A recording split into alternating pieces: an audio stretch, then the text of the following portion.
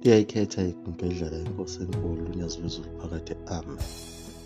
Libuyile igumgedlela libuye ngakho kuzochaza ngalabelungu abelokhu bevela lapha nalabaprofethi abelokhu bevela lapha ey'thombeni zalo igumgedlela. Phela uNkulunkulu wayesithandile isizwe semnyama, lo nkulunkulu esikhulume ngaye ekuthiwa uyaya uwe, owadala izulu nomhlaba, lona owaze watolikwa umlungu wathi uJehova. Lapha kwaZulu sasithi ungelinqaba. Lo nkulunkulu uyabathanda abantu bakhe ababeka kuleli zwe, noma bona bengamthandi bethanda obanye unkulunkulu bakwamanye amazwe ababadumisa ngokhisimusi nangobhudi. Ngokudabuka kwakhe lo nkulunkulu ebona isizwe sabantu abamnyama siphela nesizwe ayekade ethembele kuso samaZulu ukuthi siyonqoba ngabantu abamhlophe, naso sasesisukile enkolweni kaJehova. Ngenxa yezimpi base bedla izinto lezi ezingalungile nezinezicubu zabantu, njengoba kuthiwa ezimpini ezazenzeka ngokuthi uma usuyihlabile insizwa isilele phansi, uma usuyiqaqisisa ukhipha inyongo, uma usuyiphuza. Ingako kukhona lesi sisho sokuthi umuntu uma ekudelela kuthiwa usephuza inyongo. Kuthiwa kwase kumkhuba osuwandile kakhulu kaZulu lona. Asazi noma babe uthathe kuso yini isizwe sabazide lento yokuba uphuze inyongo yomuntu ufile. Kwakuyindlela ababeseyiqinisa ngazo. Iningi kakhulu imikhuba engcolile esenziwa lesi sizwe uNkulunkulu ayesifihle lapha esasikade silandela imithetho yakhe ekuqaleni. Eminye yale mikhuba base beyifunde kubo kwalabantu abamhlophe abase befikile, njengoba naso isizwe samaZulu sasesihlukene phakathi, esinye sesihamba nabo abamhlophe. Phela abantu abamhlophe bokuqala ukufika kuleli zwe ibona amaPutukezi esakhuluma ngawo ekuqaleni, kwalandela amabhunu, kwase kuzogcina amaNgisi, okuyiwona amaNgisi afika ashayelela isipikili kakhulu. Ayenomqondo ojule kakhulu ukugqilaza umuntu amaNgisi, ngokuguqula umqondo wakhe ungabi lokho osukade uyikhona. Ahlakaniphile amaNgisi lawa, ayakwazi ukuthi akwenze ube umkhovu wawo inguna phakade, njengoba kusenjalo namanje kithi. Ekufikeni kwawo amaNgisi afike athatha le ndawo ekuthiwa kuse-St Helena nalena ekuthiwa iRobben Island eyayitholwe yiwo amaPutukezi, ayidla kwaba ngeyawo. Iwona futhi amaNgisi afike akhanda nejele kuzo lezi ndawo. Ijele lase-St Helena lakhandwa yiwona amaNgisi lawo, kanti amaPutukezi kwakuyindawo yawo yokuphumula uma ehamba ngemkhumbi. Lesi sizwe samaNgisi sihlakaniphe kakhulu, sikwazi ngisho ukugqilaza noma singekho sikude, noma ungalwa naso siyakwazi ukuthi ekugcineni sikuphathe ngawo amaphepha aso lawa esiwathembile. Nawo amaPutukezi lawa anqotshwa yiwo lamaNgisi ngokwaphuca lezi qhingi zawo ayesezitholile.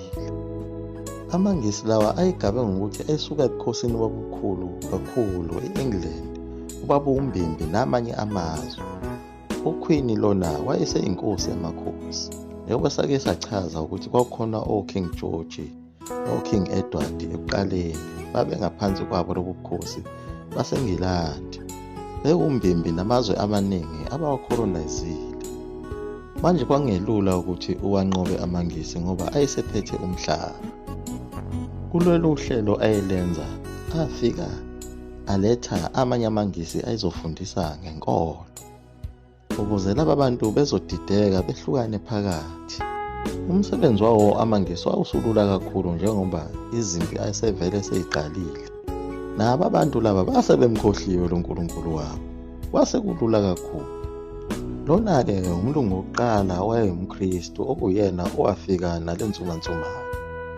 Bafikela khona esizweni sasemampondweni, nalo lonke ithimba labo leli lokhu livela lapho ezithombeni. Kodwa laba bantu ababethunyelwe ibona oKing Williams noKing George naye uQueen Victoria, khona bakhe abelungu abathumayo. Abanye babesuka nako-Spain, o-Germany, wonke amazwe lawa abo abelungu. Nase-England bakhona ababephuma khona, nase-France beze kuleli zwekazi elinomnotho befuna ukuphendula abantu umqondo yabo ukuba bebheke kuNkulunkulu ababefike naye.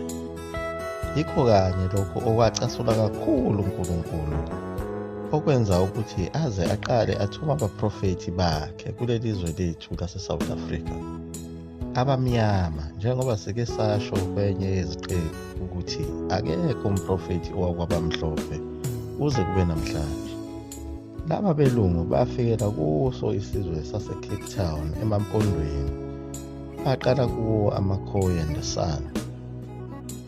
Bawasebenza base bewaqeda sebewafakela imfundiso, baze bafika esizweni samaXhosa naso basifundisa ngayo le nkolo lena. Base bephinde beqeqesha bona abantu abamnyama ukuthi behambe beshumayela leli vangeli.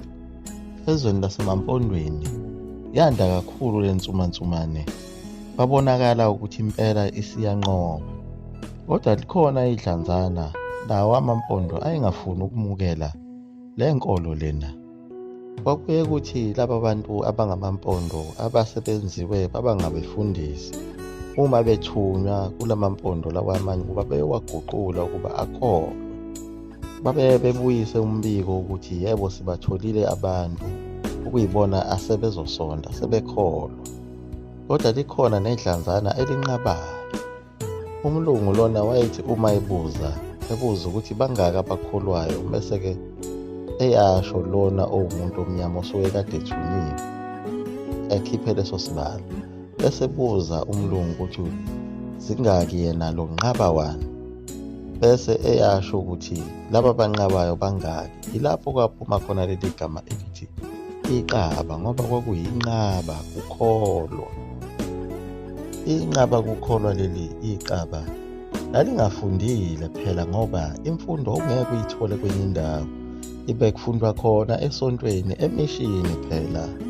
Nezingane zasebakhosini zazithathwa ziyofundiswa khona, zifundiswe le nkolo kanye nemfundo yakhona entshonalanga.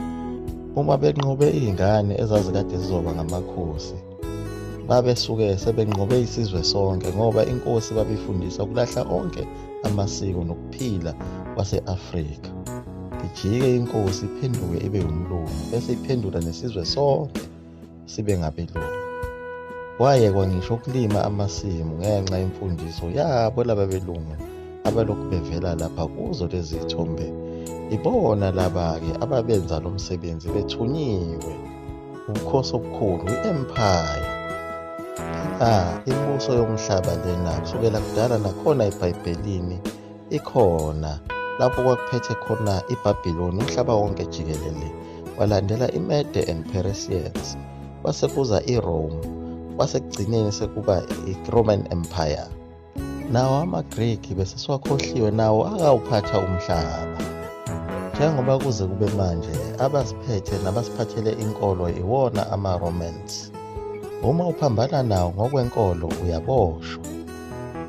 Ingakho-ke lokho kwenza ukuba abaprofethi ababethunyelwe uNkulunkulu kuleli zwe lakithi beboshwe, abanye babulawa kabuhlungu esihluku.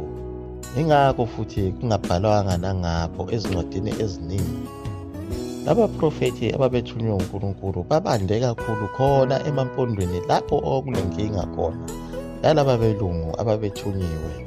Laba baprofethi ababethunywe uNkulunkulu babebuyisela abantu empilweni akade beyiphila, ukuthi abantu bebuyele emasimini bayeke imali, bangayimukeli imali ifike nabelungu.